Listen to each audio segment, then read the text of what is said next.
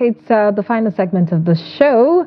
I mean, the newspaper review. That's the last segment of Daybreak.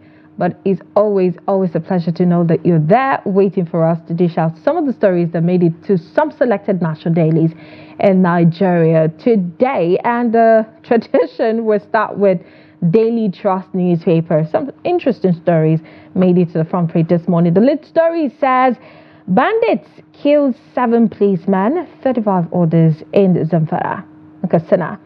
The writer said, review security strategy. Senate tells Tinubu. Tambua calls for state of emergency. All right, very sad one there. Page 4, accommodate that story. And above the list story, have MTN Nigeria's chief marketing officer quits. And just like we were having a conversation this morning, I said, why is this news? But when you read further, you would know why this is news and meet a lot of controversy. Read that on page 6.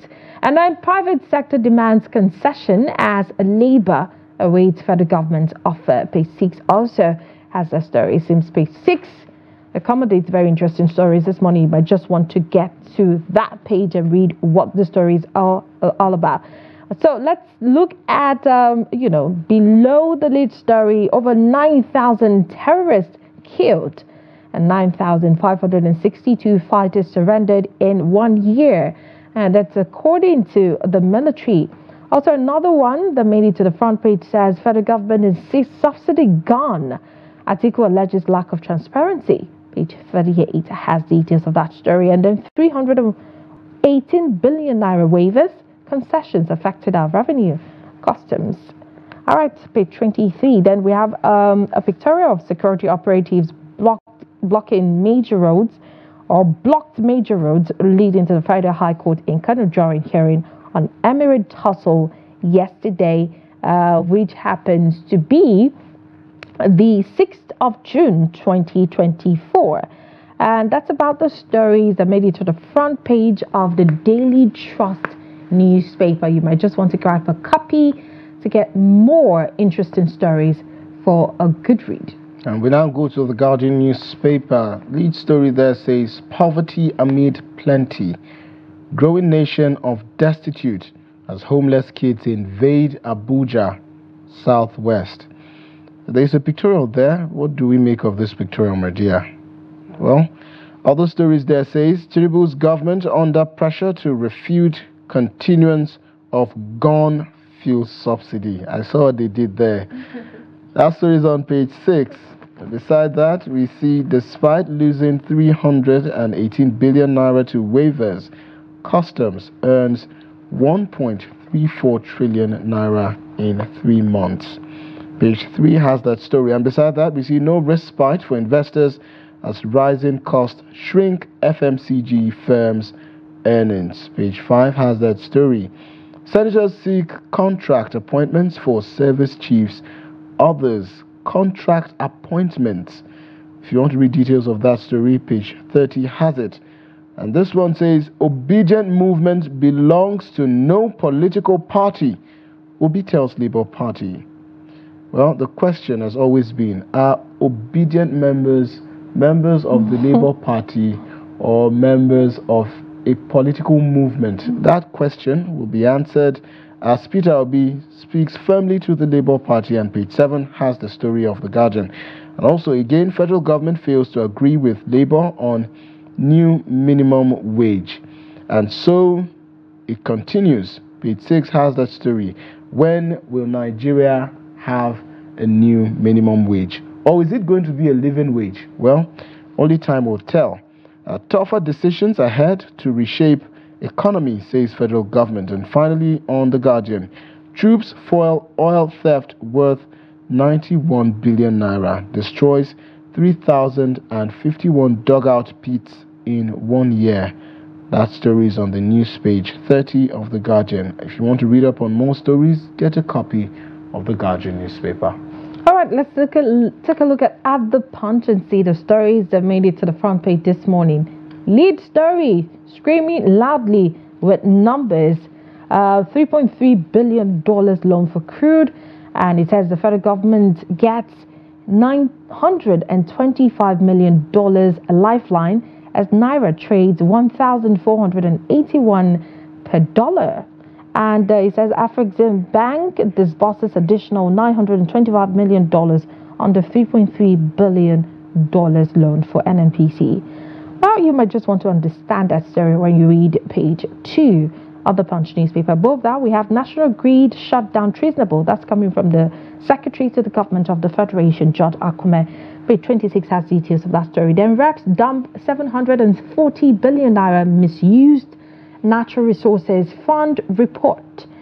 Page 27 has details. Atiku demands probe as federal government denies fuel subsidy payment. Page 14 of the Punch newspaper. And then we have a very disturbing pictorial here in the front page of the Punch. It says motorists groan as flood overruns Lagos-Ibadan Express Bridge and others. Sagir, would you do this? Like, would you step out of the vehicle that was conveying you from maybe Lagos to Ibadan and then have to go through this just for you to get to the other side of the road? Well, it all depends on the motivation. But I'm scared of water, and especially water on clear water like this. I don't know what I would do if I was faced with this kind of circumstances. But anyway, you might just want to get a good read. Page 5 has details of whatever is happening in the front page, this pictorial here and the Punch. And then let's take a look at this. Heritage Bank taken over by the CBN. It says stakeholders push for MD and ED's probe. You might just get answers to some of the questions you've been asking yourself. Page 25 has details of that story. Then 4 Hajj pilgrims nabbed for 2.2 kg cocaine in Lagos hotel. All right, they didn't even make it out of the country. Interesting. Page 4 and 5 has details of that story. Presidency denies 105,000 naira pay as Labour awaits Tinubu's offer. The story about, the breaking news yesterday about the federal government proposing 105,000. A number of people accused the government of testing the waters. Testing the waters, and then some Nigerian workers were like, okay, I think we can make do of that. But it happens that is not the case, as presidency is denying that is not what they have proposed. All right, page 2 has details of that story. Grab a copy and you might just have a good read of the stories this morning. And we now go to the Vanguard newspaper. Top the page says Heritage Bank customers count losses, wait anxiously for NDIC. Presidency to Atiku. No 5.4 trillion naira fuel subsidy provision in 2024. Tinubu through fuel subsidy diverting public funds using secret payments. Atiku says Rivers Ijaw to INC. Wike gave more federal appointments to Ijaws. And on business economy, CBN will implement bold reforms that make economy works. That's according to the CBN governor, Olayemi Cardoso. And the lead story on the Vanguard says minimum wage talks. Labour gets restive as federal government plays waiting game. Labour committed treason by shutting down national grid, according to the Secretary to the Government of the Federation there. No cause for alarm, Edu Bagudu says. Technical committee to be set up on other things, according to ministers. Reps move to create new state in Southeast as bill passes first reading. That's on the creation of Olu State. That motion was moved by the representative of Ideato North-South Federal Constituency, Ikenga Ugochinyere. I just gave you details of that. If you want more, you have to read up on the Vanguard newspaper. Terrorism review strategies of security agencies. Senate tells Tinubu. That story is on page 2. And on sports, WC qualifiers. That's World Cup. Finidi unleashes Iheanacho, Lookman, Boniface on Bafana. And these are some of the stories scattered across the front page of the Vanguard as we look forward to the Super Eagles match against the Bafana of South Africa. What do you think is going to? Okay, yes, you're predicting that we'll win. 100%. Yeah, I'm shaky, and from what happened during the African Cup of Nations, I don't want to think that it's a payback. I do not want to think that. The question of whether Nigeria is ready for its first World Cup win is there, but as far as the match against Bafana of South Africa is concerned, I see us coming out victorious. We're not on the very, very good position on the table, but we need a win for us to progress.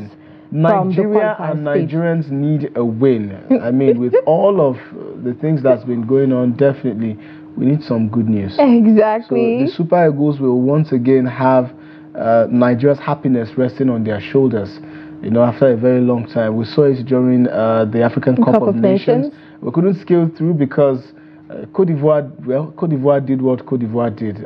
But then again, here we are presented with another opportunity to fly the flag high and make we Nigerian citizens proud. I wish the Super Eagles all the best, and definitely I say to the Bafana, you won't see it coming. All right. And that wraps up the Let's take this nature news and then we'll take nature news and see if we have a lot of time. So the nature news will start from the masthead and downwards. This one talks about Climate Media Center calls for innovative methods of dry season farming.